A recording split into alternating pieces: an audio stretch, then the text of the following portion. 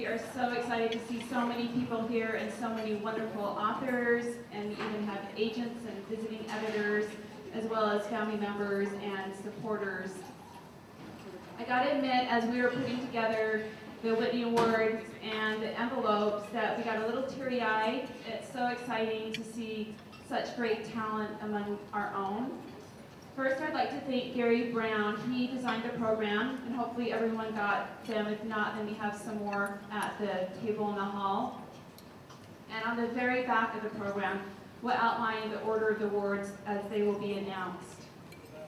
Also, a special thank you to our silver sponsor. I hope I don't butcher his name, Nick Gaglietti, and he is the producer and the host of the Good Word podcast. And also thank you so much to Aaron Summerall and Jesse Humphreys. They are doing our photography tonight, as well as Jacqueline Bowers and Sandra Barton. They will be doing the videography. So please stand. We want to wave and clap for you. She's taking a picture.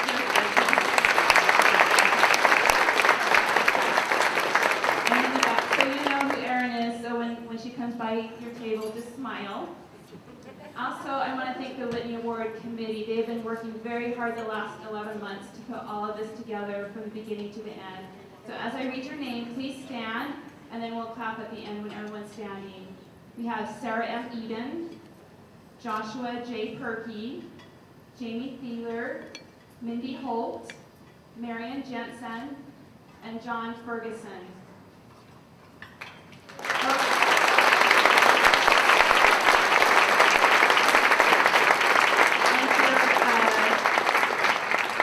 And for a special applause, Stephanie Black.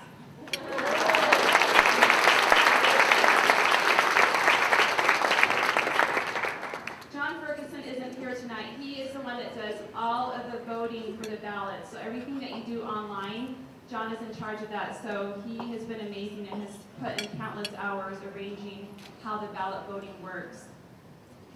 Before we have a prayer on the food, I would like to acknowledge each of the 40 finalists this year. This year we are really excited to add a new category, which is the middle grade category. In order to add a new category, you have to take a lot into consideration. For instance, how many LDS writers are writing in that category, and will there be enough nominations, enough books published to make it competitive, and also can we rope more judges into judging?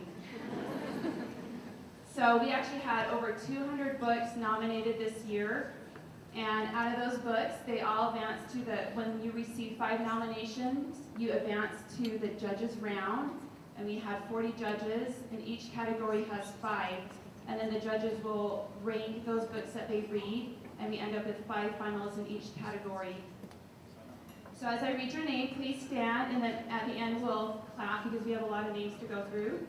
In the general fiction category, Annette Lyon for Page, Kevin Wright for The Rent Collector, Kay Hancock for Dancing on Broken Glass, Tanya Parker Mills for A Night on Moon Hill, Jason F. Wright, The 13th Day of Christmas. And in the historical category, we have James Goldberg, The 5 Books of Jesus, A.L. Sowards for Espionage, Carla Kelly for My Loving Vigil Keeping, Marcia Ward for Spinster's Folly, Sean Ann Bessie for Within the Dark Hills. In the Mystery and Suspense category, Greg Luke for Deadly Undertakings, Tracy Hunter Abramson for Code Word, Rachel Ann Noonish for Line of Fire, Josie S. Kilpack for Banana Split and Trey's Late Cheese Cupcakes. In the romance category, Krista Lynn Jensen for A Grace and Chocolate, Stacey Henry for Lady Outlaw, Julianne Donaldson for Eden Brook, Melanie Jacobson for Smart Move and Twitter Pated. In the speculative category, Teresa Sneed for Earthbound, Dan Wells for The Hollow City, C. David Belt for The Penitent, DJ Butler for City of Saints, Jacob Gowans for Flight from Blithmore. In the middle grade category, I hope I don't hurt your name, Lana Crumweed for Freakling, Jennifer A. Nelson for The False Prince, J. Scott Savage for Case File 13, Zombie Kid, Shannon Hale for Pellets of Stone, Matt Peterson, The Epic Tales of a Misfit Hero. In the Young Adult Speculative category, Heather Frost for Demons, Kirsten White for Endlessly, Brody Ashton for Everneath, Robinson Wells for Feedback, Aprilyn Pike for Destin. In the Young Adult General category, Lisa Mangum for After Hello, Kelly Oram for V is for Virgin, Jessica Martinez, The Space Between Us, Shannon Crane Camp for Finding June, and Soraya Wilson for The Ugly Stepsister Strikes Back.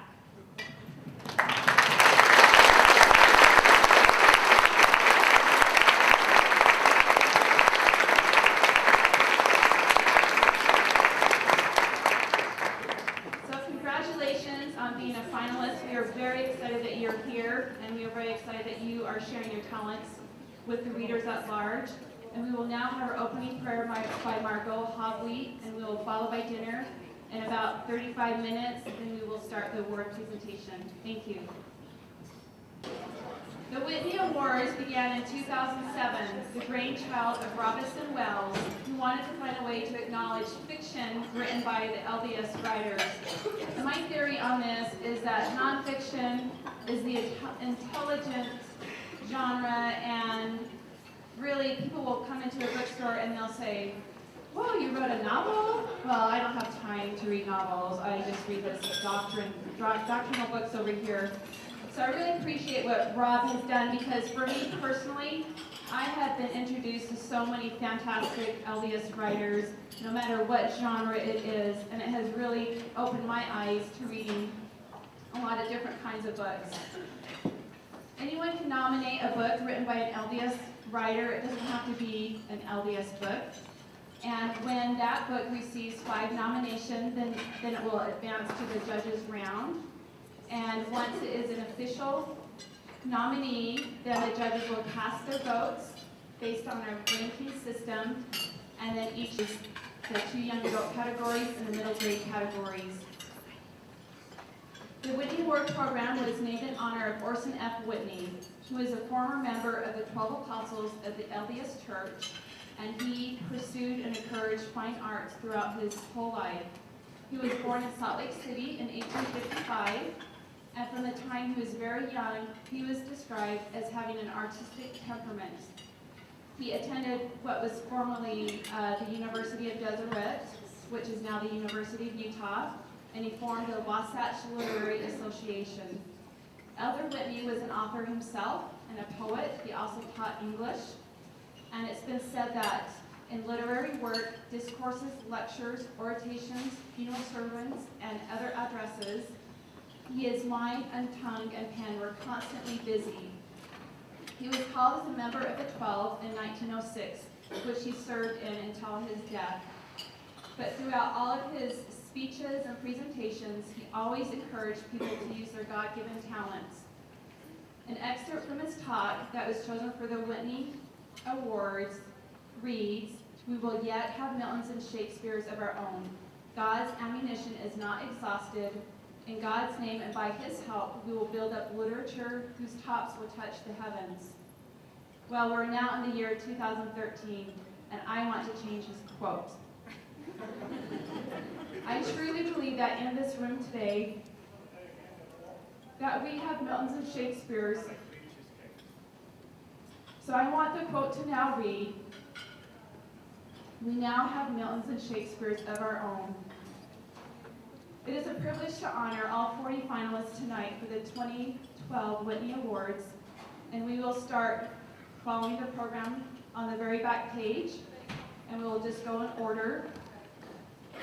Our first award will be Best General Fiction, and Elizabeth Dare and Angie Workman will present.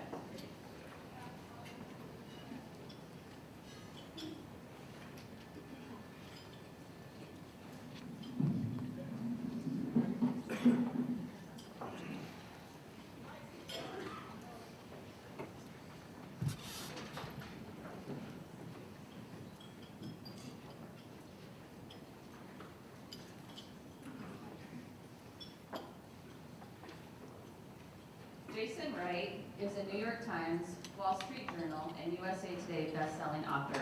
He is a weekly columnist for the Deseret News and the Northern Virginia Daily, and has had articles appear in over 50 newspapers and magazines across the United States, including the Washington Times, the Chicago Tribune, and Forbes. Jason lives in the Shenandoah Valley in Virginia with his wife and 4 children. He is the author of The James Miracle, Christmas Jars, The Wednesday Letters, Recovering Charles, Christmas Jars Reunion, Penny's Christmas Jar Miracle, The Cross Gardener, The 17-Second Miracle, The Wedding Letters, and The 13th Day of Christmas, a Whitney Award finalist for general fiction. Keith Merrill, Academy Award-winning director, declared, "Jason Wright has the unique ability to take us places that we've somehow known before, introduce us to people we can't help but adore, and with his effortless prose, enable us to share their lives in a way few other authors have managed. As readers learn the secrets, tender tears will flow, and the 13th Day of Christmas will likely take its place beside Christmas jars as a treasured holiday tradition." The 13th Day of Christmas starts with Marva. Marva Ferguson draped a wet yellow apron over the clothesline that ran along the side of her home. In curly cursive, a screen-printed message on the front of the apron boasted, "If life gives you lemons, throw them through the candy shop window and grab some taffy."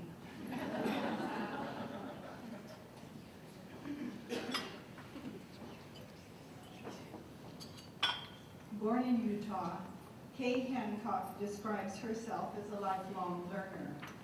She has 2 degrees in nursing and a love of psychiatry. She says she's been married forever to the stud she met in high school. She has 4 fabulous kids who married 4 fabulous kids, and her words, they are all reproducing at an alarming rate, with the result that she's now swimming in noise and little people. Somehow, amid all that noise and little people, she managed to write Dancing on Broken Glass, a Whitney finalist in general fiction. Salt Lake City Weekly said of this book, "In a world of Nicholas Sparks wannabes, there are an infinite number of ways to get a tear-jerking romance wrong." Salt Lake City resident Kay Hancock's lovely, heartbreaking debut novel, Dancing on Broken Glass, shows off one great way to get it right. Let me read you the first paragraph of the prologue. "I met death at a party. It was my sister Priscilla's 12th birthday, and I was 5.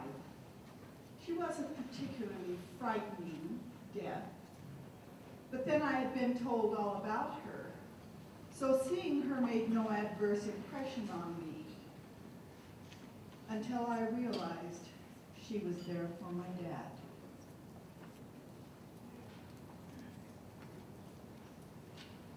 Tanya Parker Mills, excuse me, she's my critique partner, Tanya Parker Mills, grew up overseas in some pretty volatile areas, and as a result likes to write fiction that builds understanding between peoples and cultures.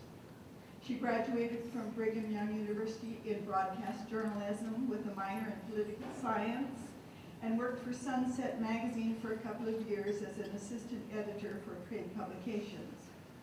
Her first novel, The Reckoning, was a 2008 Whitney finalist, the 2009 Indie Book Award winner for multicultural fiction, and the 2010 Writer's Digest International Self-Published Book Award winner for mainstream fiction. Her new novel, A Night on Moon Hill, just came out in September and was inspired by her son Jason, who was diagnosed with Asperger's syndrome at age 6. One reviewer said, "Daphne Lessing, obsessively tied to the beat of her different drummer, is an unlikely heroine, but under Mills' deft strokes we find her heroic. Through elegant and economical prose, Mills shows us that we will often do for another what we will not do for ourselves, and that courage is a byproduct of love." Let me read you the first paragraph of A Night on Moon Hill. "Budding writers could be so defensive," Daphne thought. not for the first time. The woman she taught in her graduate tutorial bruised like teenagers, pouting and suffering in silence. Most of the men argued with their jaws clenched, none more so than Reuben. She picked up his short story anyway, drew in a breath, and read aloud his opening sentence.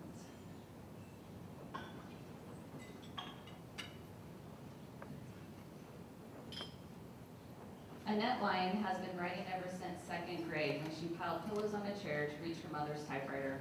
She is a Whitney Award winner, the recipient of Utah's Best State Medal for Fiction, and the author of 9 novels, a cookbook, and a grammar guide, as well as over 100 magazine articles. Annette is a senior editor at Precision Editing Group and a cum laude graduate from UIU with a degree in English. When she's not writing, editing, knitting, or eating chocolate, she can be found mothering and avoiding the spots on the kitchen floor. One of the most rewarding parts of Annette's writing career has been collaborating on the Newport Ladies Book Club series. Paige is her first book in that series and a Whitney Award finalist for general fiction. Deseret News stated, Lyon has created characters that are both endearing and infuriating. The book engages readers in tender moments that pull at the heartstrings. Here's an excerpt from Paige. I sat on a padded bench on one side of the chapel with my boys. The building felt like home in some ways. There was the typical visitor's welcome sign outside. Inside, the walls had paintings I'd seen in other chapels.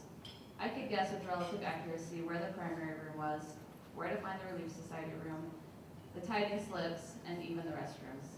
But this wasn't home.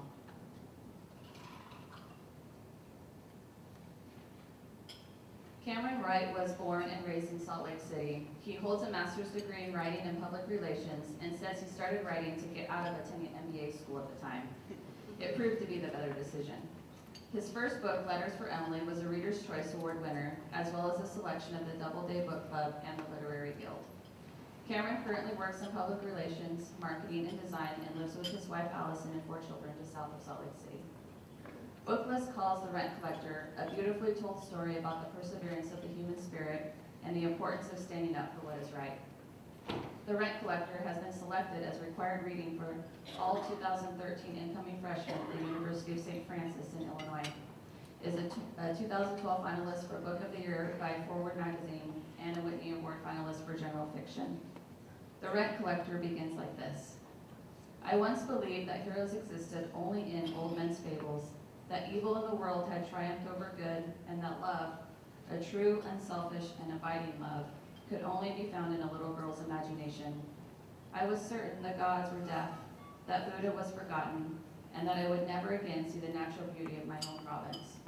It was a time when I learned about shapeshifters, shadows, and redemption. When I finally grasped the meaning of a Chinese proverb, whose venerable words still rattle about in my head, the most difficult battles in life are those we fight within.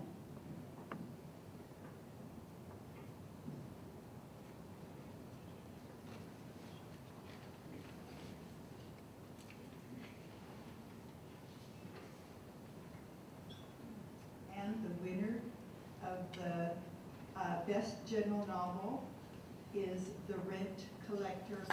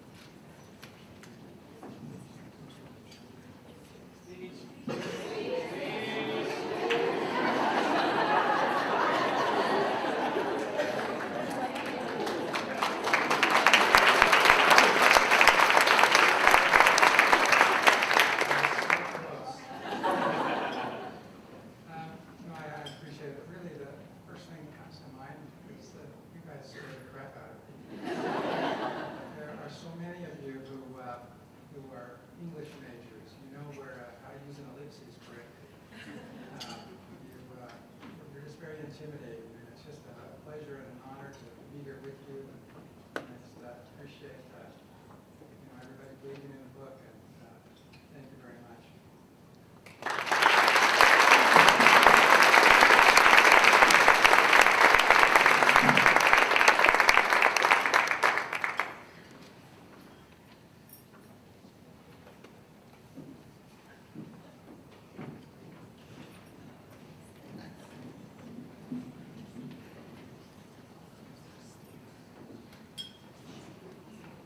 First, I just want to say what an honor it is to be presenting here with Gail Sears, one of my favorite historical fiction authors. And she's really not a nerd. She's just making me call her one. It will not sell. It will not sell. The publishing companies lament. Give us romance. Give us terror. Even give us something allegorical. Please, oh please, don't ever speak the words fiction and historical. Alas, we are the nerds of the literary world. A studious and diligent fraternity. We dig up bones of cultures past and shun the word modernity. We sit in libraries surrounded by books, searching gleefully for historical gems. If you recognize that you're a historical nerd, raise your arm and say, amen. Amen.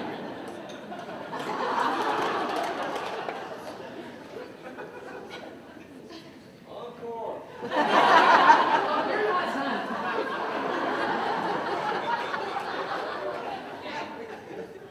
No flights of fancy in alien worlds, no smooches and hugs in the dark, no YA humor or spine-tingling suspense, no dystopian worlds bleak and stark. What the heck is dystopian? You are a nerd. I'm proud of it. Oh, and I'm proud of it. Historical fiction's a noble call, a genre for the bravest pen. So if you honor and respect historical nerds, raise your arm and say, amen. Amen. The 5 nominees in the awesome category of historical fiction are... No, you know what? Wait a minute. I think the publishers may have been trying to disguise these historical fictions as something else. What do you mean? Espionage. By A.L. Sowards. International thriller. The 5 Books of Jesus. By James Goldberg. Doctrinal. My loving vigil keeping. By Carla Kelly. Romance. Spinster's Folly. By Marcia Ward. Humor. Within the Dark Hills. By Sean Leslie. Mystery. Or dystopian fantasy. What is dystopian? Nerd. I'm proud of it.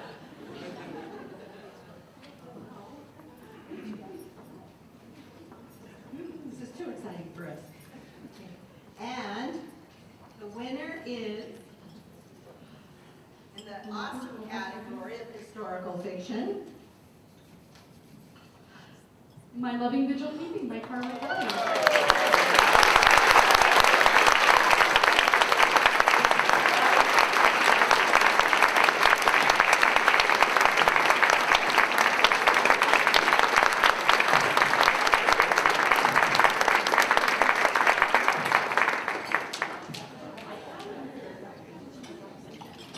It's okay.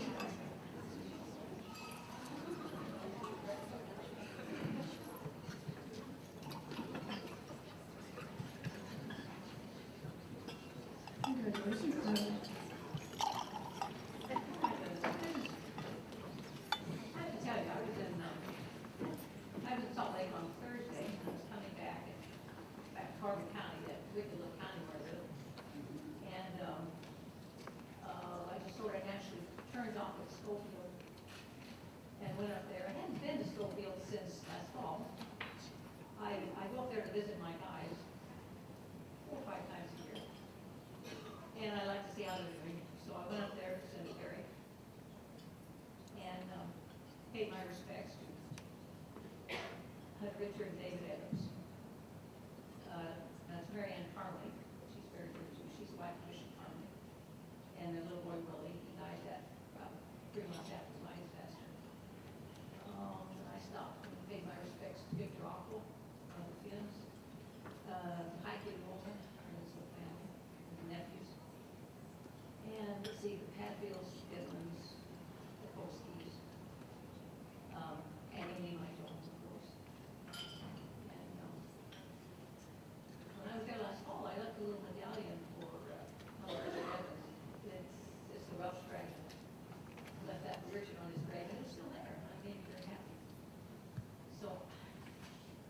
Yeah, do they get in my heart? Can you tell?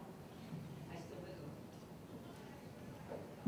I'm happy to accept this in memory of 200 who died in the number 4 and the number 1 mines. The Welshmen, the Finns, the Germans, the Italians, the Scots, the English, the Cornish. And they had a piece of the American dream that their children have definitely fulfilled here, especially here in the state of Utah and other places throughout the country. And I also accept this in memory of Elam Jones. Elam died about 6 weeks ago in the Rhino mine. That's the mine that I was privileged to go into to feel what. See, that's what nerds do. You go into mines to find out what it feels like. And Elam died there 6 weeks ago. He was a continuous miner operator, and they were doing retreat mining and part of the Roosevelt mine. He left a widow and 2 small boys. So the story goes on. Thank you.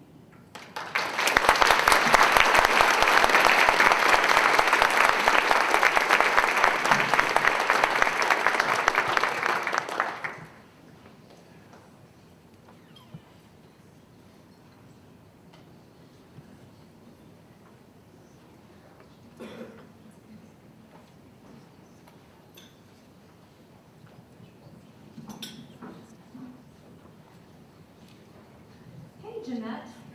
Hey, Sarah. Did you know that romance is the best-selling fiction genre 40 years running? I did, because romance is awesome like that. Why do you suppose romance is so popular? Maybe it's because we like hot guys. Perhaps romance writers are just cooler than everyone else. That could be it too. Or maybe it's because romance novels are truly addictive. Yes, they are, and some of you may have this addiction. You might want to look for these signs. For example, you may be addicted if you love a hero who is tall, dark, and broody. You may be addicted if you know what the word sardonic means. You may be addicted if your children are convinced that all grown-up books have pictures of shirtless men on them. You may be addicted if you've gone out to buy shoes and ended up at a bookstore instead. You may be addicted if you're considering naming one of your children Renesmee. And you may be addicted if you've decided to invest in more bookshelves rather than get rid of any of your books.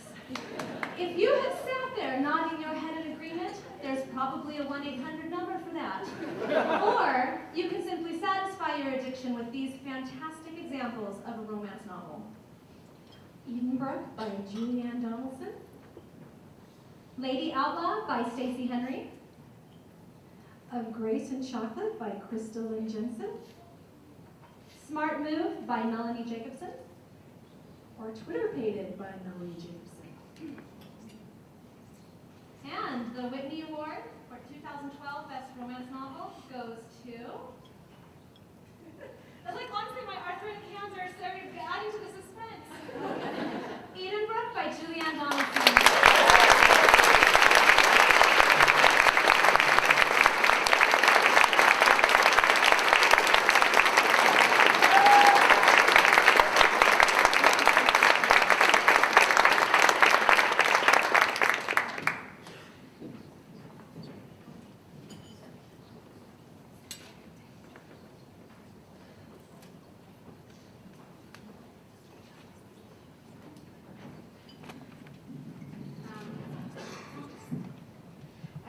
I did not know I had to prepare something to say. I'm so happy and honored to be here with all of you, and especially to have Jeanette and Sarah present this award. When I decided that my book was worth the money of a writer's conference, I signed up for the Whipper conference. And the only author I wanted to work with was Jeanette Rallison. She was my inspiration for writing clean and captivating romances. And the class was full, And I contacted her and said, is there any way you can let me sit on the floor or something? I mean, just anything to be able to learn at your feet. And luckily, there came an opening in the class, and that week that I got to spend with Jeanette and my awesome friend writers like Erin Summerall, who's been taking the photos, and other friends, just changed the way I thought about myself and my writing, and really made this book a possibility. So I feel just extremely honored to be able to associate with all of you. I don't know, just thank you. I appreciate the vote.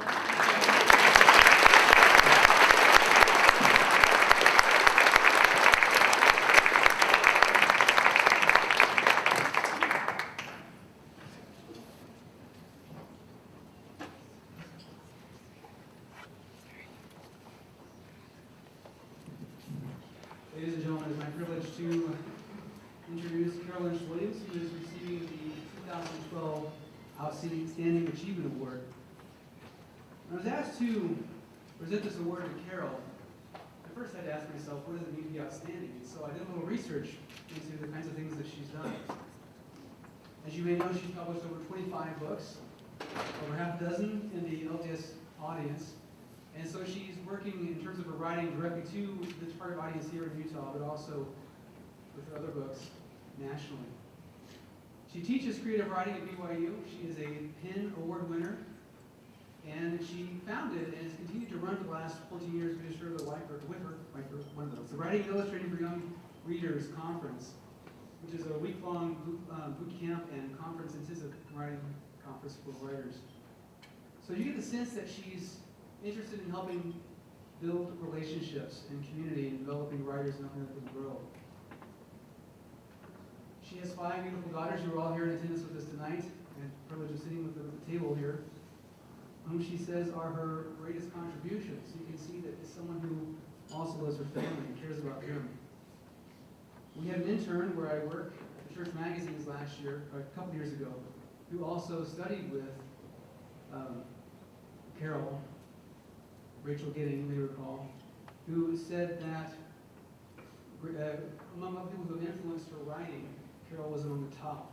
She just received her master's degree in creative writing as well from BYU, and so he had an influence on her. Now, if you look at Carol's books, they're fairly intense. They're novels that deal with real life situations. Many of them are, well, not just serious, but what was the word I read online? Very amazing. That was just given. Deep and intense topics. So I'm thinking about an individual who is serious and thoughtful and introspective. So I asked her, what are your 2 or 3 favorite books you've published? And she said, once I finish a novel, I don't usually revisit it. I just keep writing. Move on to the next book. And sometimes I can't remember who's even in a book. It's kind of embarrassing. Sometimes I tell a story because I've been moved to deep emotion. And then I have to put that to paper. I tend to be a bit melancholy, so I tend to write sad novels, but I also write happy books. One's coming out soon. Next year, and I have a series beginning that comes out this fall that I've written with my writing partner, Sherry Earle. We have come to know each other forever. We have known each other forever, it feels like. So there's this happiness, but intensity, but also a bit of quirkiness to her. So what else does it mean to be outstanding? For someone who teaches, who inspires, who gives to community and family, whose greatest contribution among having written over 25 novels published are her daughters. Well, I think an email conversation between me and Carol might be enlightening. So, my first email to her. Sister Williams, I'd like to congratulate you for receiving the Outstanding Achievement Award this year. She says, are you kidding? This is one of the biggest, most important things that's ever happened to me in my whole life. I'm speechless. I said, well, it's well deserved. So are you coming, and what do you want for food? Yes, I'm coming, all kinds of other things and suggestions, but nothing about the food. So I emailed her again, what do you want for food? And then we start talking about her daughters who are coming, and more things about the food. And I'm begging for food. So after 14 emails, we get to the food. Oops, I it's going to be so annoying. So once we figured out how to deal with the food and the fact that all of our daughters are coming, and I explained to her, I said, hey, I'm going to Whitefield, by the way. She says, oh, that's so great. I'm glad you're going to be there. This is awesome. It's the best conference ever. Next to Story Makers, of course. So then I fall back on my journalism, and I write her 14 long, detailed questions about every aspect of her life I could possibly think of, because I knew you guys all wanted to hear that. She sweetly ignored that email until I sent her a new one that said, I just need 2 questions answered, because I can find everything else I need to know about you on the internet. So we discuss, again, the food options, make sure that's good to go. And she says, thanks. And this is where I begin to realize that there's much more to Carol Lynch Williams than all the wonderful things we just described. There's also a layer of humor to this woman. And I expect this to be called out on. She said, now, did you say I was going to have some time to rap? We have a good sound system? My response, more questions about the food. Carol says, not one word about singing or dancing? I'm sorely disappointed. Well, at this point, I'm starting to realize this is a lady with a great sense of humor. And I said, well, I could beatbox as a backup, and I tried to get the other ladies who were involved in the Whitney Awards to come up and do a little Vegas-style dance show, but they refused. So I couldn't do that, and I had to disappoint her. And she said, nice, because I was going to be surprised. I'm not one for surprises, really, but I will wear something with a little slit that shows, well, I have to edit that part. The very revealing is what she intended. The saying, of course, being more than anything would be too revealing. I said, whoa, you might get some blushes with that one. And she says, my job will be done. Well, and then she said, perhaps we could use this together as a comical duet of sorts. And I said, only if I get to wear a tutu. And she said, that would be great. And then she said, ready? Tap shoes ready to put on, beads on. I don't see the tap shoes yet, or the beads. I'm waiting. Well, I could go on with all the funny humor, but you're probably getting tired of hearing me talk. I wanted to summarize this by simply saying that an Outstanding Achievement Award is something that we, the committee, thought a lot about. We had about 25 names on our list. And many of you are worthy of that award and probably will receive it in the future. But we thought about Carol Lynch Williams.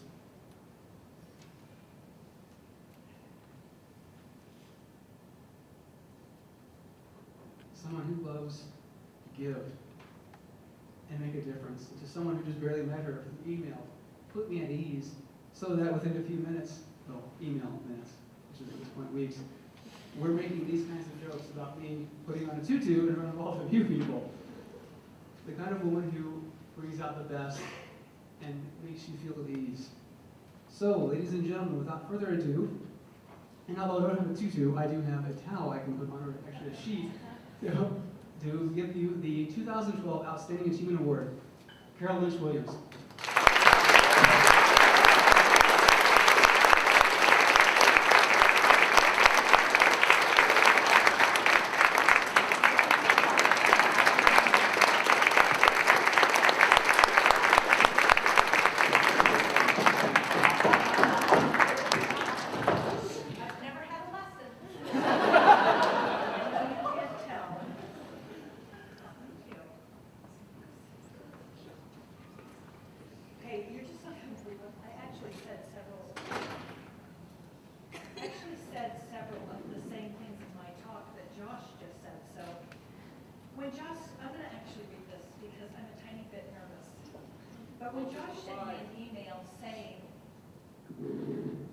When Josh sent me an email saying that I was getting this honor, I was speechless. And anybody who knows me knows that that's not often. I may speak softly, but I don't usually stop talking. The generosity of the LDS writers who put together this writing community is overwhelming. This is an early Mother's Day present for me, if you will. And I brought my naughty daughters, and what could be a better way to spend a Saturday night? It's been an odd month or so. Not really. It's actually been kind of an odd life. One where we each, I know, are more surprised about. Yes, thank you. Where's the spotlight? I think you need that. One where we are surprised more often or not by how hard people can be on one another, or how cruel they can be, or how dark the world feels. I wanted to say something about our writing and its importance. Some of you may know that I write for the middle grade and young adult readers, and I tend to write a little bit darker material. Kids read for a number of reasons. Two are to find characters like themselves in the books that they read, and then to see those characters succeed in parts of life that they themselves may be having trouble with. There are probably not a bunch of us in this audience who write for money, right? We're not writing our books because we're going to get rich, right? We write because there is a part of us that is moved to tell a story. And that story has to be told, that story that is in us. But it's okay with you, I want to tell you about 3 books that I have written, and I promise that I will not take very much time. It was September 11th, 2001. I couldn't sleep like most of America. I went into my computer and I started to email a friend. And the email began like this. By the time I was 12 years old, my younger sister had tried to kill herself 3 times. As I wrote, heartbroken by the day's events, and as I began to uncover a little bit about my life, I realized that I was writing a novel. And it's a novel some of you have read, Glimpse. One day, while listening to the radio, I heard the story of a young girl whose father insisted that she marry his brother. That day, when I heard that news story, I knew I'd write a novel because I was so angry I had to write. Those emotions became a book that allowed me to receive an honor from you in the form of a Whitney Award. That book was the chosen one. Not too many summers ago, one of my daughter's best friends was killed in a terrible car accident. In the previous months, I had already lost an uncle, my beloved aunt, a friend of mine's daughter had died, and several other people. It just seemed everybody was passing right in this 6-month period. I had just gone through a divorce and completed what was the second of many, many moves. It just felt, as I began to write, that I was writing from the depths of despair, and I penned the book, Waiting. Every book has meant something to me, has been a part of who I am. I tell my stories first, and I realized this as I was writing this note, this little speech, for that little girl inside me who watched as her sister was institutionalized. Later, when the books are done, I hope that there's a reader who might be changed, even a little, because of what I have said. It is communities like this one that honor the writer so that we can see that we have touched our readers. You have no idea how I appreciate this honor from my fellow Latter-day Saint writers. I am grateful for the gospel that has literally saved my life time and again and again. And this award from you is like a desperately needed hug. So I leave you with these words. Write with your heart, tell your story, make a difference, save a life, change a life. You may be surprised when you, in the end, are the one who is changed the most. Thank you so very much.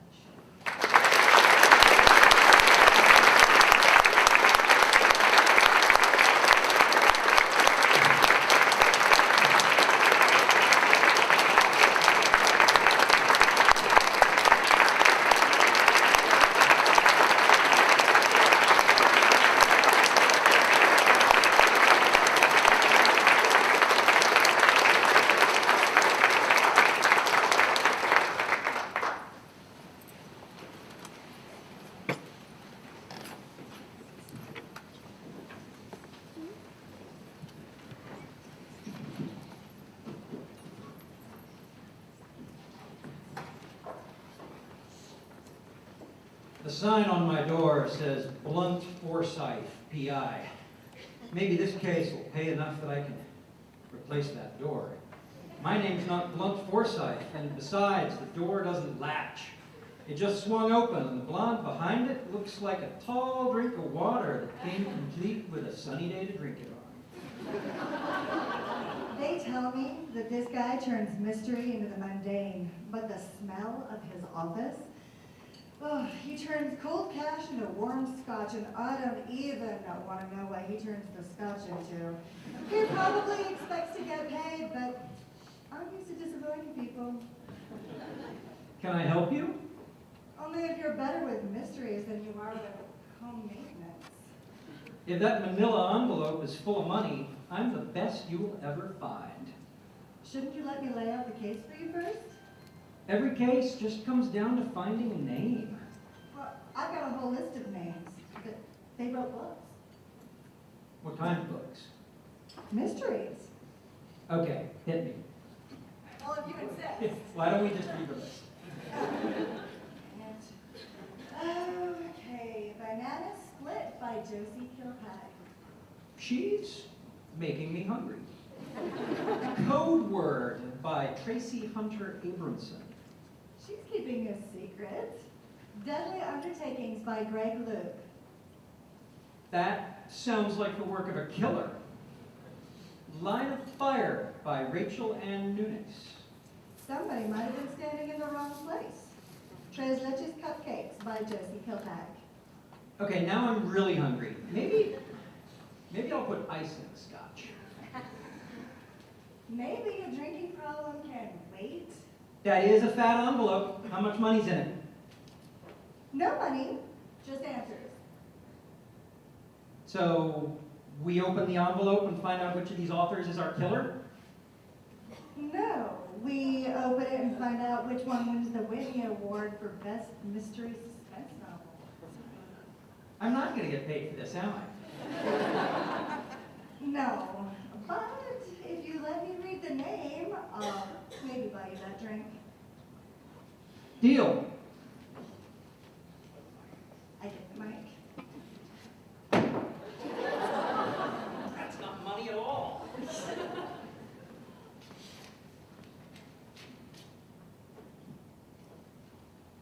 Ladies and gentlemen, the 2012 Whitney Award for Best Mystery Suspense goes to... Code Word by Tracy Hunter.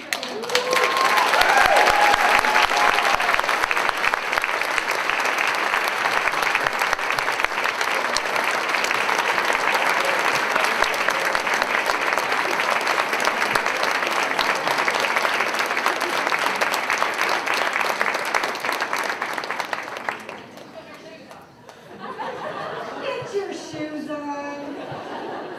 Well, watch your step in my office.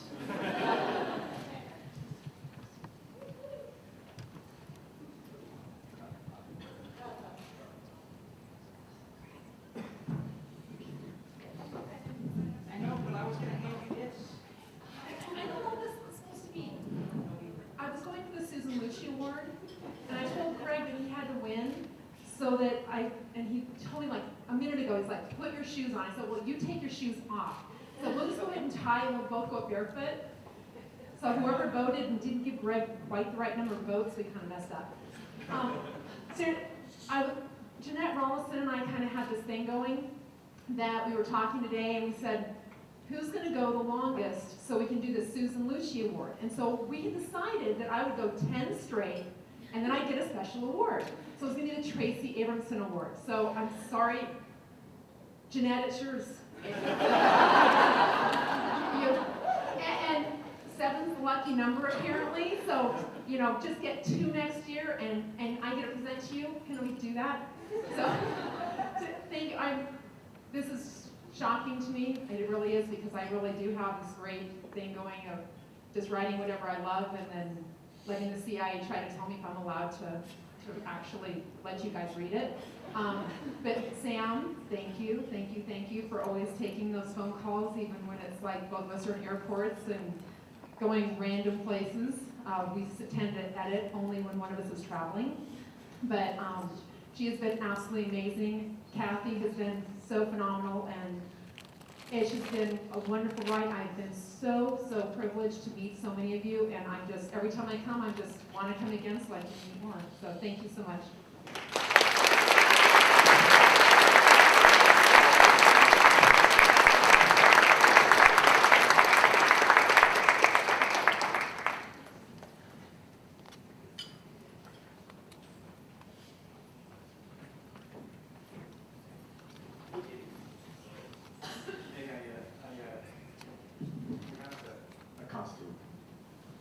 Okay. It's what we talked about, I'm just saying. Okay, Mr. Shoebinder. Okay, this one's yours.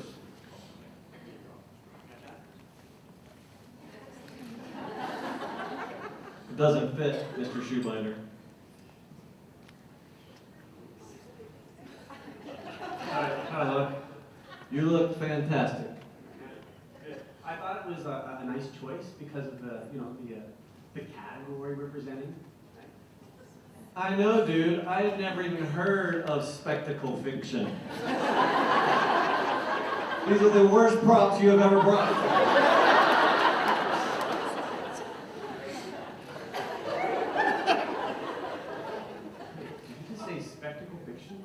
Yes, spectacle fiction. Wait, say oh crap again, that was fun. This is speculative. Speculative? We look like total idiots. Okay, well, at this point, He was in charge. at this point, okay, I just want to ask you, just because we have a little bit of time.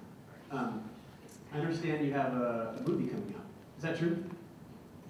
Chris, I told you not to mention the Maze Runner movie, which comes out in February of 2014.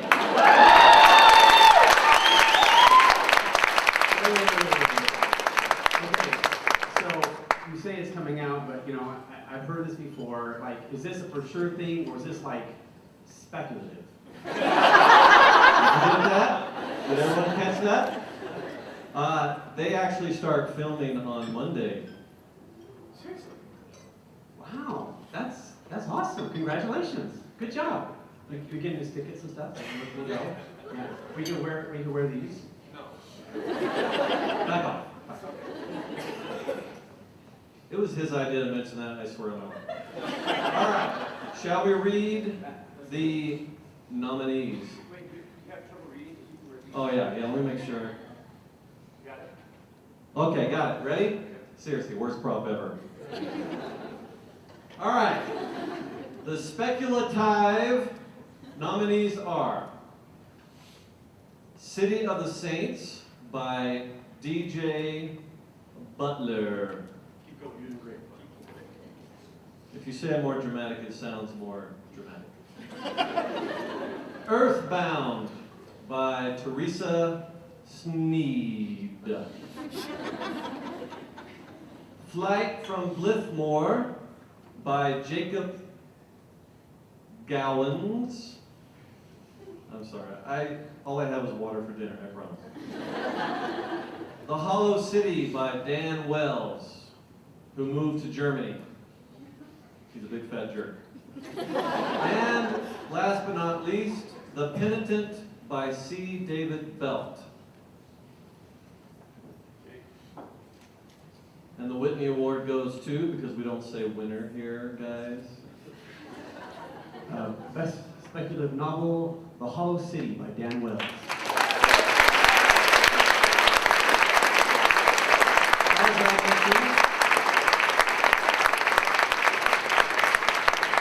Dan, who evidently wins every year, moved to Germany, so Howard Taylor is going to accept on his behalf. I really don't.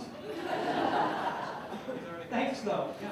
Actually, you already had two, so Hang on a second. I'm going to read from Dan. Dan is really sad that he couldn't be here, but I shouldn't say that. I should let Dan say that. Thank you. I've won a few Whitneys before, but never in this category. Now that I've finally conquered speculative fiction, next year I'll be releasing an historical novel, followed by a thriller, followed by a middle-grade speculative romance about early pioneers being stalked by robots while babysitting. I think I'm going to call it Here Comes the Ox Cart. Alternately, Cree-eek, Cree-eek, Cree-eek is their song. It will be very literary and pretentious, and it will win in every category. Seriously, though, thank you. You're wonderful. The Hollow City is about murder and monsters and love and reality, but more than anything else, it's about schizophrenia and the different ways we treat, perceive, and survive mental illness. If you take anything away from it, I hope it's a greater understanding of what it's like to live with a mental illness and a greater desire to love and support those who do. Statistically speaking, everyone in this room has a friend or family member touched by mental illness, probably several. Do everything you can for them. Thank you again.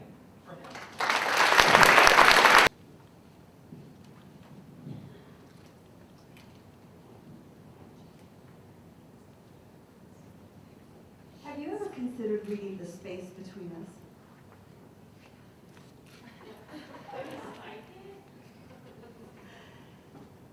No, I don't think you have to be a psychic to read it. What? It's a book, a good book. Oh, that makes a lot more sense. I've never really been into like reading airwaves and stuff.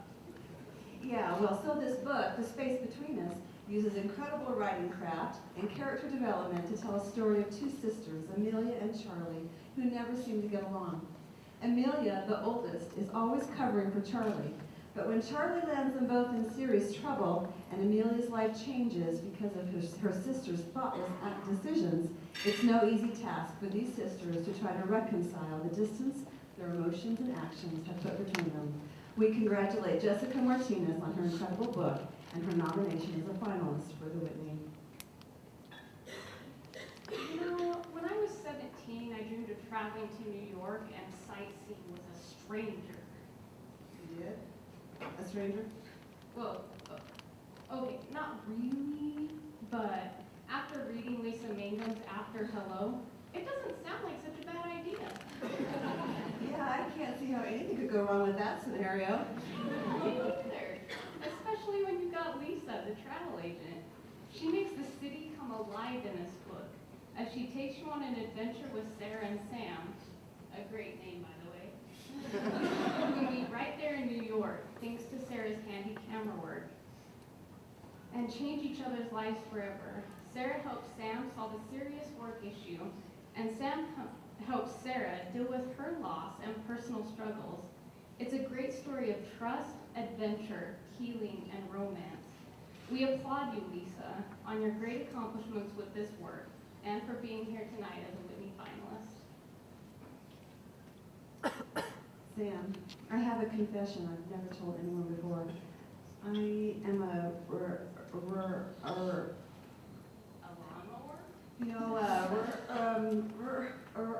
You're a pirate. No, I'm a writer, a big W, you're a writer, W, right? There, I said it. Go ahead and tell the world. I don't care. Yeah, right. As soon as I finish this video so I can put it on YouTube. Oh, and let me tell these guys about this great book called B is for Virgin, about a senior in high school who has been exposed, pardon the pun, for being a virgin. If that's not bad enough, it becomes a national story thanks to the internet. Kelly Oram combines humor, heartache, and chutzpah in a fast-paced story that keeps the reader hooked. Hey, Kimberly, what are you doing? I'm making a list. Another list? You're always making lists. Hey, my lists are masterpieces. Well, what's this one about? Well, it's a list of the ways I can relate to the characters and plots of the book, The Ugly Stepsister Strikes Back. The princess gets beautiful, nabs her prince, falls instantly in love, lives happily ever after, and leaves her evil stepsister in the dust. Right? This is a story rich in characters and twists with a great hook. Well done, Soraya Wilson.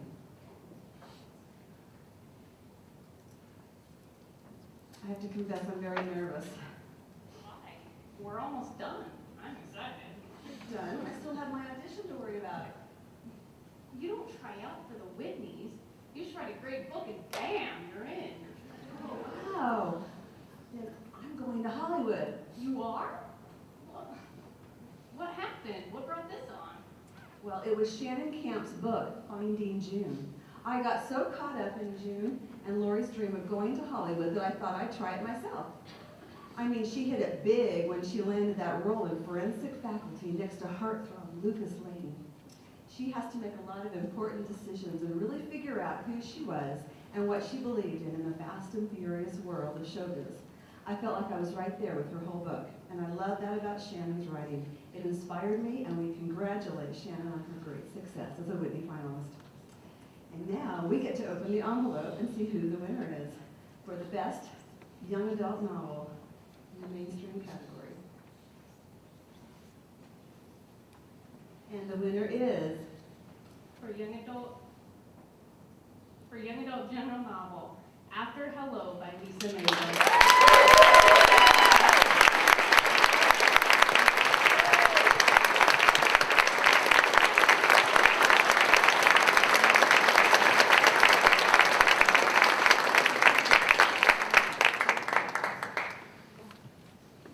That's her girl.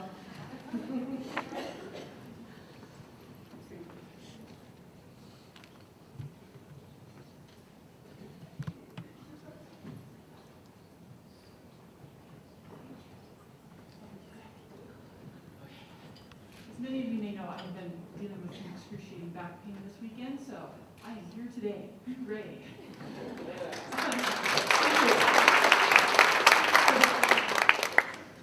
I want everybody to come close, because I want to tell you a story. Once upon a time, there was a Thomas named Thomas. He built a beautiful castle for a beautiful princess, and a thunder monster came and thundered.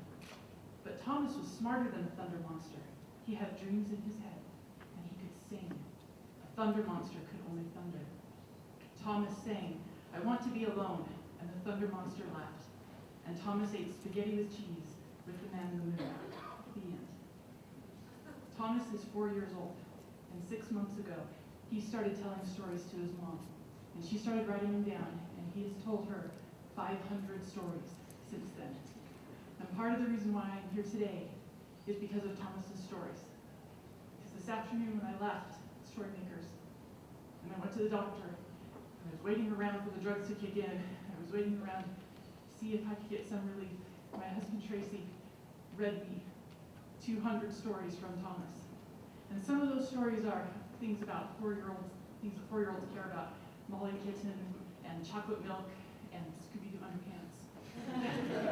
And some of those stories are about angels who play musical chairs on the moon, and about leaf monsters and butterflies on bridges. And some of those stories are about rainbow aliens and goblins who steal froggy boots. And I realized that that is why I write stories, because stories have the ability to heal and to help, and they connect us. And I fell asleep to the stories of Thomas, who always starts with "Once upon a time there was a Thomas named Thomas." And so I am so grateful to be able to share my stories with you, and to have you be a part of my story, because you are my friends and my colleagues, and I know so many of you, and I've rejected some of you. And I love others of you. And so I just want to tell you one more story. That once upon a time there was a Lisa named Lisa who didn't think she had any stories to tell. And then she met a handsome prince and married him. And he said, "I believe in you and I believe in your stories." And she wrote a book, and another book, and another book, and another book. And I have dreams in my head. And when the thunder monsters come, I know what to do. I know how to write those stories down. And I'm so grateful for this honor and this award, and I'm grateful that I could share it with you tonight. Thank you.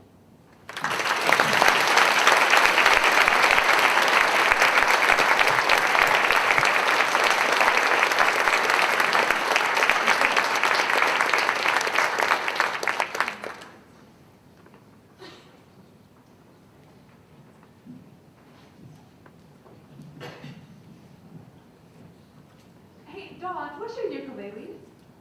I decided not to bring that. I already sang "Happy Birthday" to Hannah today, and I figured we better just play this straight tonight. I tried to get him to help me write a song and then he could accompany us so we could introduce the books, but he just didn't want to do that. So,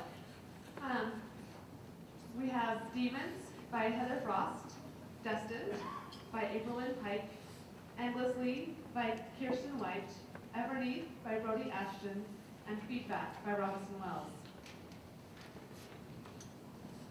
Did you notice that those were all single-word titles?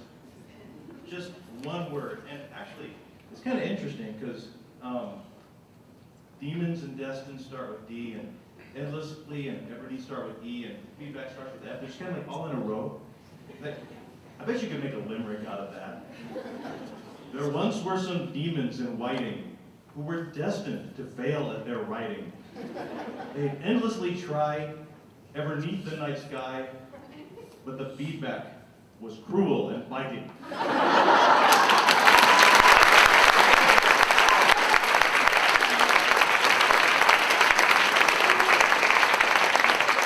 I think you should stick with your ukulele.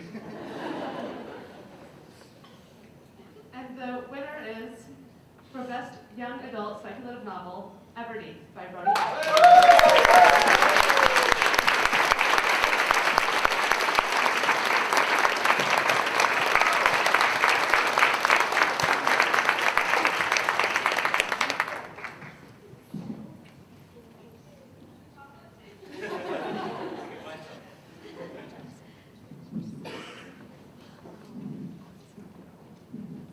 This is someone else's speech, because that would be great. Thank you. Walking up here, I just realized two things: that my heels are way too high, and I wish I'd put that second layer of deodorant on. But things that you should not say at a podium. Thank you so much for this award. I really was not expecting it, and I hence have not written anything, but I just want to point out my mom, stand-up mom, happy Mother's Day. This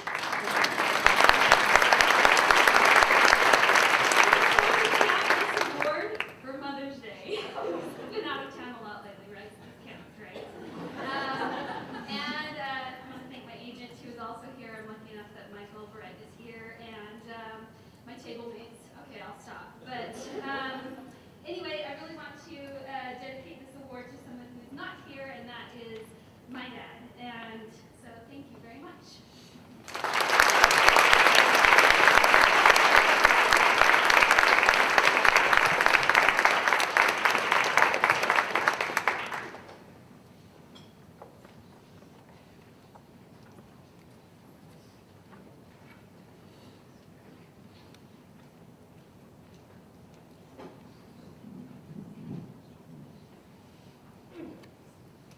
Before we read the finalists for the 2012 Whitney Award for middle grade, we want to define middle grade for those who may not be familiar with this category. Middle grade is basically the polite way of saying a book has bathroom humor. If you want to know whether or not a book is middle grade, you simply look at the FJPP, flatulence jokes per page. If it's over 2.5 FJPP, then it is middle grade. I don't think that's quite right. I'm pretty sure that's right. No, there's a reason they call it middle grade. It's because it's in the middle. You know, you have high grade books, and then you have low grade books. And middle grade is, you know, in the middle. I don't think that's right, because if it was only middle grade books, then we wouldn't be handing out awards. Oh, it sounds like we might be confused. Well, there's only one thing to do. Check the source of all wisdom and knowledge. Wikipedia.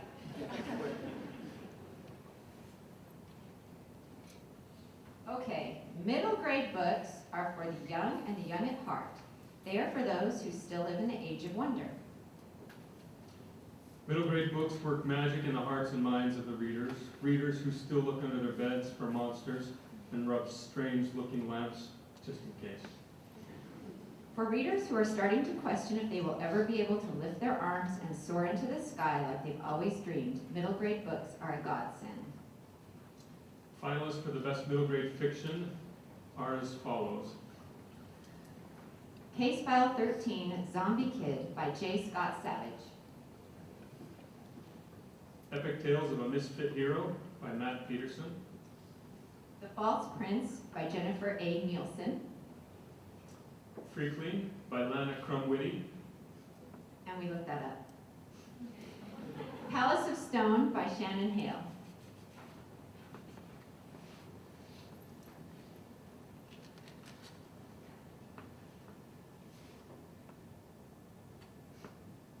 And the winner for the 2012 Whitney Award for Best Middle Grade Novel is The False Prince by Jennifer Ailes.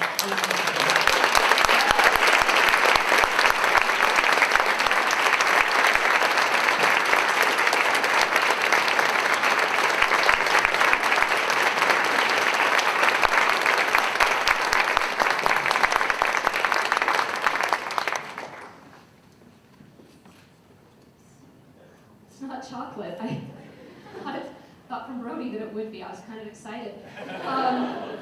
Wow, in the category with the other people in that category, I didn't prepare anything either. I do want to say this last Tuesday was my 20th anniversary, wedding anniversary. And I wasn't there for it. I was in at a bookstore in Cincinnati. And when I found out that was going to be the dates, that I was not going to be there on what I've heard is kind of a big deal event, I was kind of concerned. And my husband said, he says, no, of course you've got to do that. We'll celebrate later.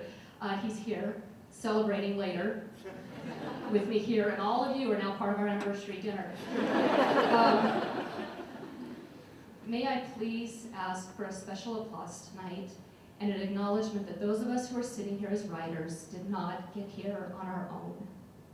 We are here because of our spouses, or children, or parents who have guided us through. We are here because of critique partners and good friends and babysitters who have taken the kids for an afternoon so that maybe we have a chance to fulfill this dream that we have. And may we please just give them a moment of acknowledgement for all they have done. And my thanks to my husband for his support and all that I've been on the road. My many thanks to him, and thanks to each of you for your votes tonight.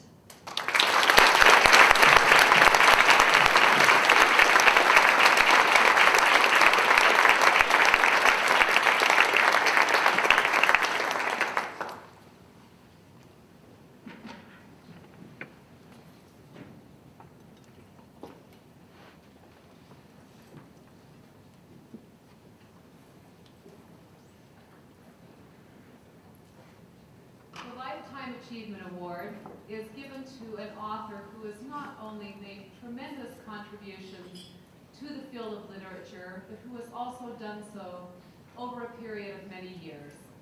And it is my great pleasure tonight to tell you a little bit about our 2012 Lifetime Achievement Award winner, Lael Lidke. Lael grew up on a farm in Mink Creek, Idaho. She says of her childhood, "I've always said I grew up as a wart on a horse," which is more or less true, since from the time I was 3 or 4, I was climbing on whatever horse was available, be it a pony or a comfortable old workhorse. We worked hard on the farm, beginning when we were 8 years old. If we were old enough to be baptized, we were old enough to ride the derrick horse during haying season, old enough to weed the large vegetable garden, old enough to gather and clean the eggs from the 500 hens we had each year. I've always been grateful that I learned to work hard at an early age. When you look at Lael's vast achievements in the world of literature, it is obvious that she maintained this value of hard work throughout her life. Lael says, "I remember wanting to be a writer about as soon as I learned there were such things as stories. I loved books. Our small country school had a meager library, but every winter a crate of books came from the Idaho State Circulating Library. Each year, I read every one of them." She speaks of a principal and teacher who came to Mink Creek when she was in 7th grade.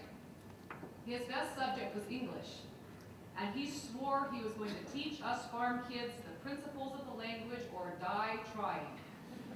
We diagrammed sentences endlessly. We drilled on person, number, gender, case, we learned to unsplit infinitives. We became acquainted with gerunds and the subjunctive mode. I'll be forever grateful to Mr. Larson for teaching me to love and manipulate the English language and for encouraging me to write. While growing up as an Idaho farm girl, Lael had 3 dreams: to become a writer, to live in New York City, and to date Cary Grant. She says 2 of my dreams came true. Cary Grant eluded me.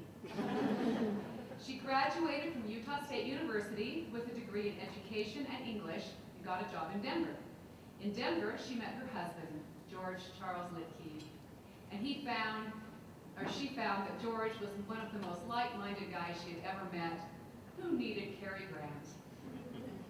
Lael and George moved to New York, a dream come true for Lael. Lael worked full-time, but one night a week she would stay late in the city and take writing classes at the City College of New York. She made her first sale to the Old Relief Society magazine, followed by a sale to the Ellery Queen Mystery magazine.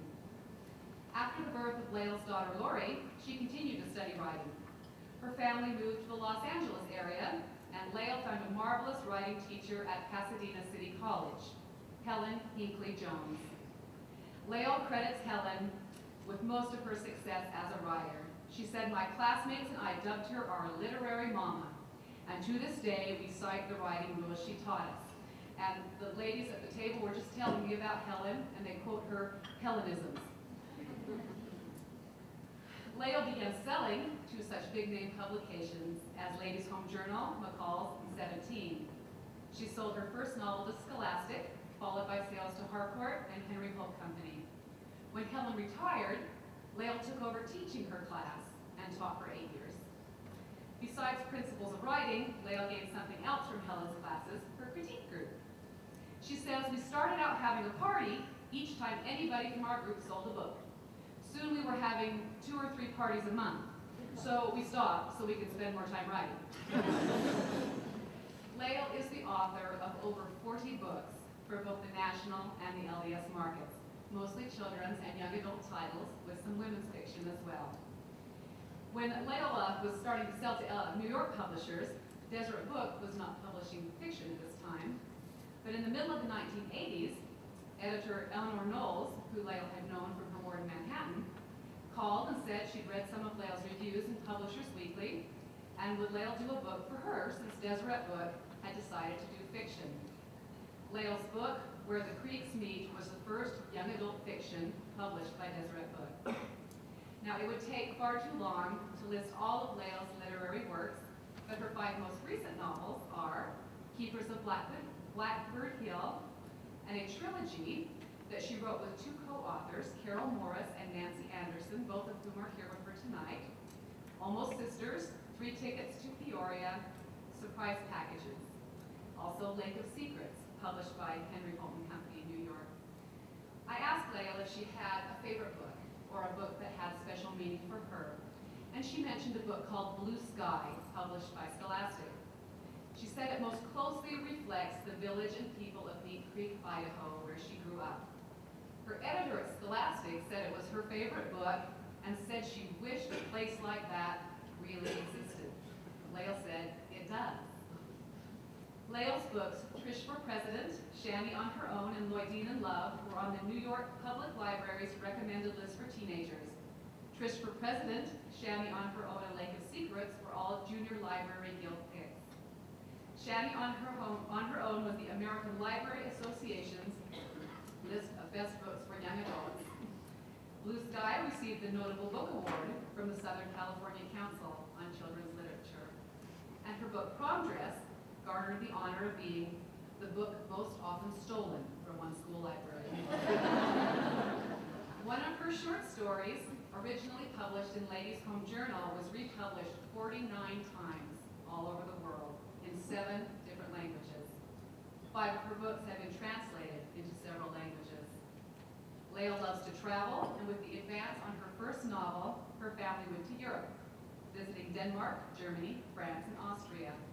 Other places she has visited include England, Scotland, Israel, Egypt, Greece, Spain, Morocco, the Czech Republic, Italy, Ukraine, Russia, Poland, and China. Leo said, people ask me if I get material to write about from the countries I visit. I say, no, I get material from the people I travel with. A quote that sums up Leo's attitude toward life is one she received in an email. She didn't know the author of it. But it says, life is not a journey to the grave with the intention of arriving safely in a pretty and well-preserved body, but rather to skid in broadside, thoroughly used up, totally worn out, and loudly proclaiming, wow. It is an honor to present the Lifetime Achievement Award for 2012 to Leo Litke.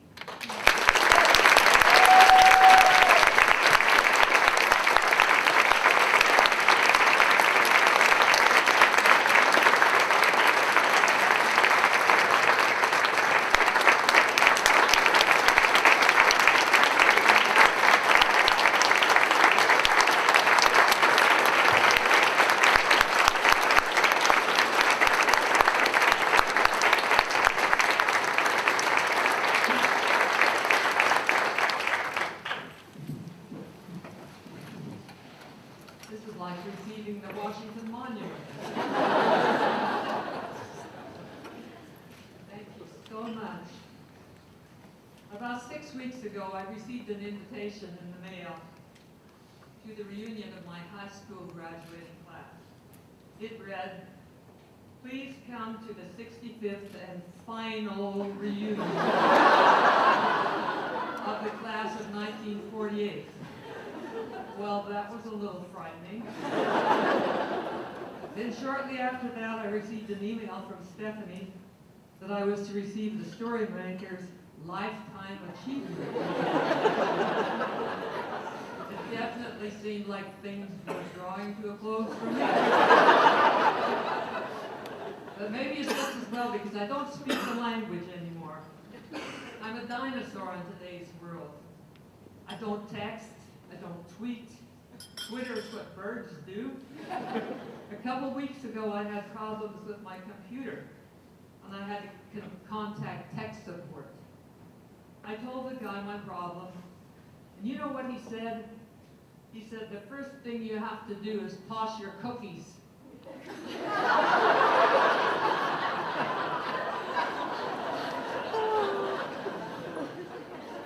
Nevertheless, as ancient and obsolete as I am, and I'm so ancient that last night I went for a walk and I couldn't find a hotel again. I had to ask. But I'm very, very grateful to accept this award. At my age, with white hair and replaced knees, so I needed help up the stairs. I have metal knees. I really don't expect to ring bells anymore, except at the airport when I go through the security. But bells ring tonight when I look at this lovely award.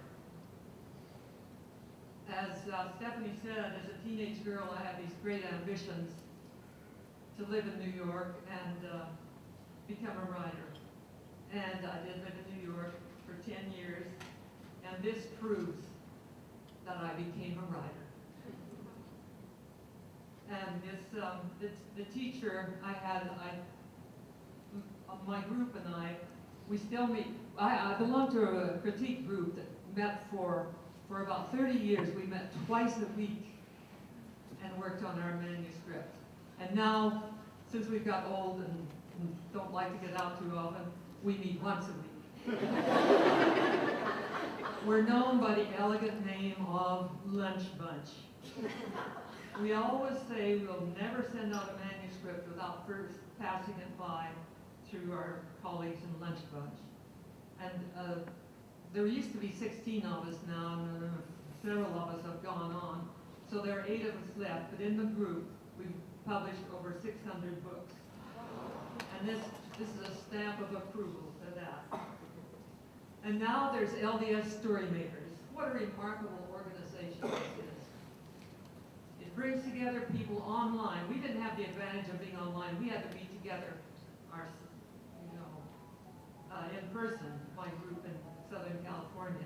But out of Southern California, out of our wider group, came the Society of Children's Book Writers. And it has gone worldwide now, and I expect story makers to go worldwide eventually. It's already started with a conference in Kansas City, is it? So that's a start.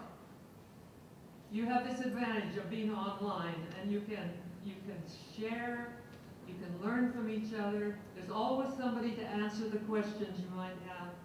You celebrate each other's victories, you get to know each other. And you can learn some pretty interesting things from the communications.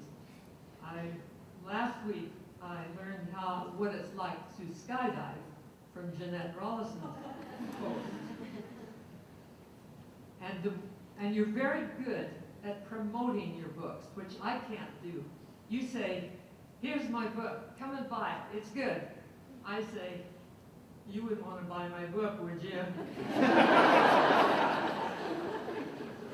I thought I would be alone here to receive my award because I've outlived most of my family. But then my two co-authors of 3 women's novels we did for Deseret Book, Carol Morris and Nancy Anderson, said they wanted to come, so they're here. And my good friend from Pasadena, East Pasadena Ward, and a member of my knitting group, Irma Conrad, is here. And my friend Louisa Perkins, who is in a Relief Society presidency with me, is here tonight too. So I feel very truly loved and honored tonight. Thank you all for this lovely award and for a beautiful night of memories.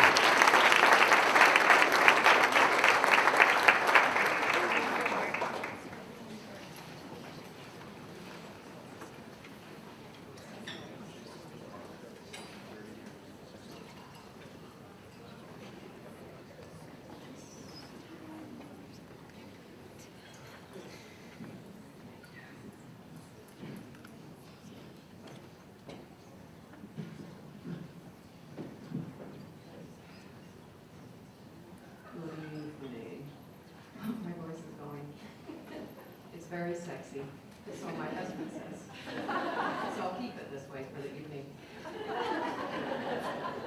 What happens at the Marriott stays at the Marriott. It could be said that it all started in a desert with the 5 books of Jesus, but Jillian might argue it began with chocolate and a little grace. Of course, Andrew would say being a misfit hero happened when he passed the sacrament with his fly down. Nikki blamed Cole in his ever-neathier guitar pick. But our guilty lady outlaw, Jenny, sought to hide her thieving ways at Edenbrook, twirling with Mary Ann and dancing on glass with Lucy and Mickey.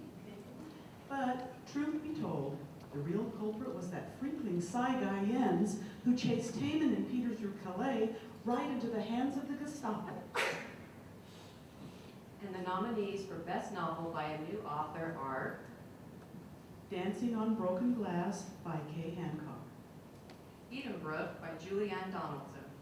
Espionage by A.L. Sowards.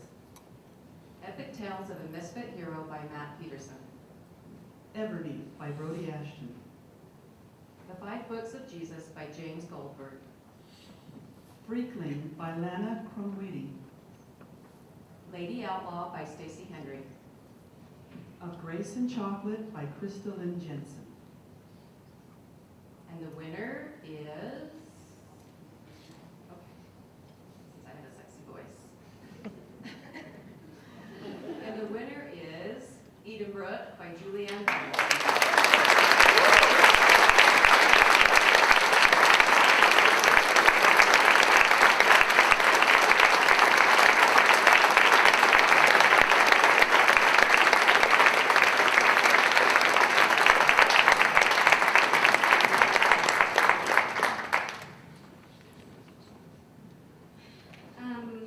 I'm stunned. I did not expect this. Since I went all fangirl in my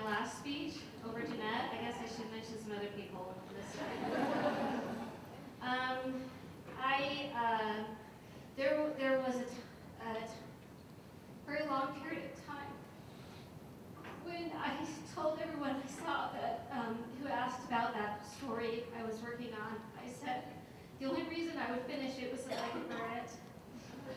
And I know that all of you can comprehend that feeling. I want to thank the people at Shadow Mountain because they gave Edinburgh a home when I didn't think I would be able to find a home for it. So thank you, Chris and Heidi and Lisa. I want to thank my husband, Fred, who let me run away to England without him to do research. And supporting me through this. I started dreaming of writing a book, and I started writing Edinburgh when he was in the middle of law school. We had 3 little kids and a 4th on the way, and it definitely wasn't a relaxing time of life for either of us. And he's been tremendously supportive. I'm so sorry, I don't usually cry. But you've brought me to tears. I'm humbled by this, and thank you all.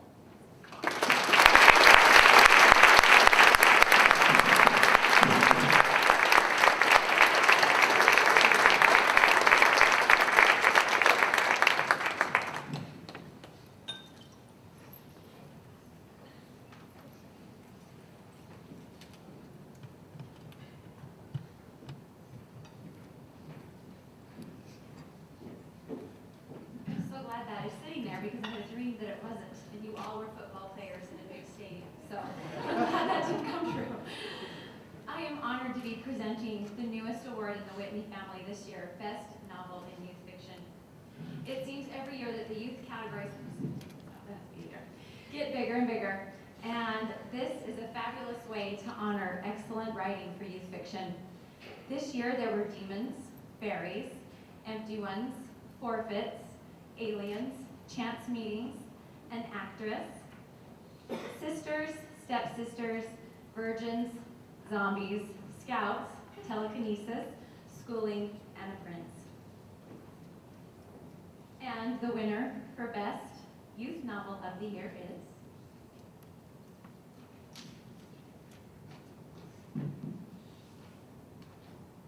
The False Prince by Jonathan Wilson.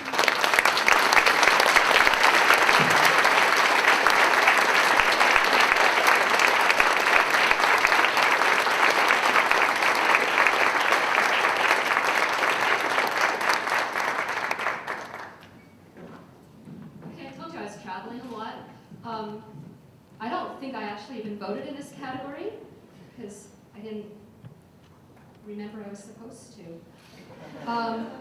Wow, gosh, thank you. Double thanks. And this thanks really on behalf of those of us who write for children and how proud we are to be a part of creating books that children will love and skip bedtimes for and skip chores for, sorry about that. And what an amazing thing it is. People will ask me sometimes why I write for children, and I say that that's because that's the approximate age at which I stopped maturing. And so I'm writing right on my level. But this recognition is really incredible to those of us who write at all. Whether you're published or yet to be published or whatever it is, I believe that we are all climbing a mountain, and it's all the same mountain that we are on, and the summit maybe is, our goals of where we're trying to get to is different, but we are all climbing the same mountain, and wherever it is that each of us are at, may the upcoming year be one of climbing ever higher and coming ever closer to reaching the summit that you have your eye on. Thank you so very much.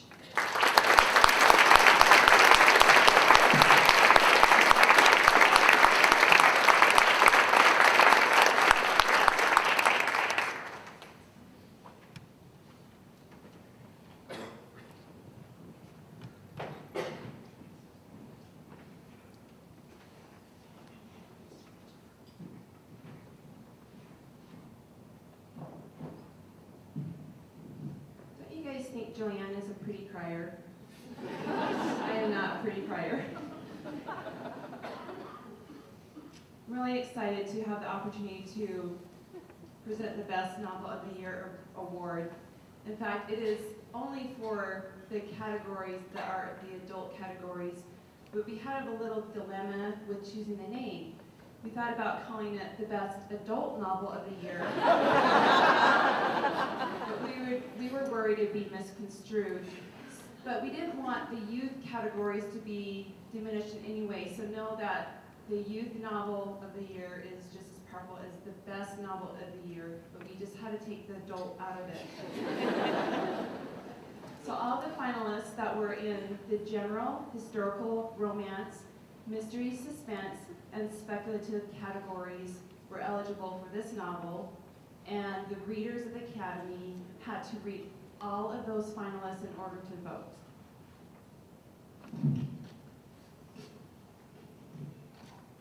This is why we have two presenters. And the Whitney Award for 2012 for Best Novel of the Year goes to The Rent Collector by Cameron Wright.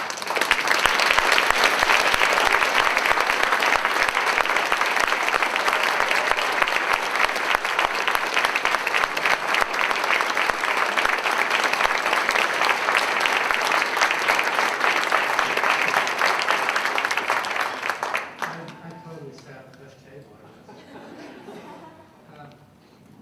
As I've been sitting here listening to tonight, for some reason the words popped into my mind of Alice Sebold when she wrote The Lovely Bones. She kept a sticky note on her computer, and it said, "For the 5." And what that meant is she was writing the book for the 5 people that she thought would read it. And I've always just remembered that, and I think we do our best writing when we write for the 5, for our loved ones, for those who we know care about us. And so I just, keep doing that and doing what you all do so well. And I appreciate it. Thank you very much.